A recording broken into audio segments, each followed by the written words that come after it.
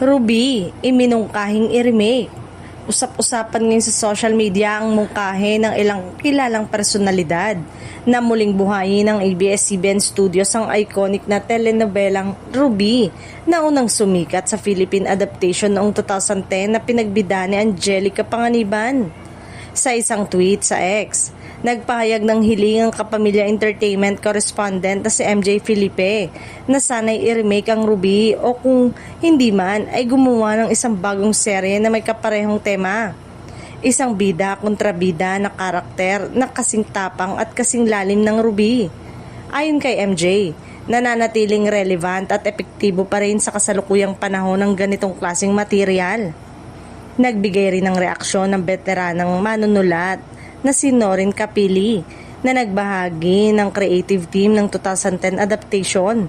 Ibinahagi niyang 2 taon na ang nakakalipas ay inilapit na niya ang ideya sa yumaong Dreamscape Entertainment head na si Deo Endrenal at agad umanong may actress na napusuan para sa bagong bersyon ng Ruby. Ayon kay Capili, si Cyril Manabat ang isa sa pinakamainam na gumanap bilang New Generation Ruby, lalo't siya mismo ang gumanap bilang Batang Ruby noong 2010.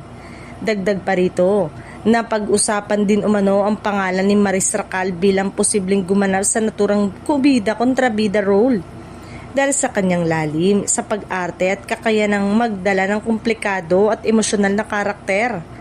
Bagamat pawang suwestyon pa lamang ang mga pahayag at wala pang opisyal na kumpirmasyon mula sa ABS-CBN, patuloy na umuugong ang diskusyon online.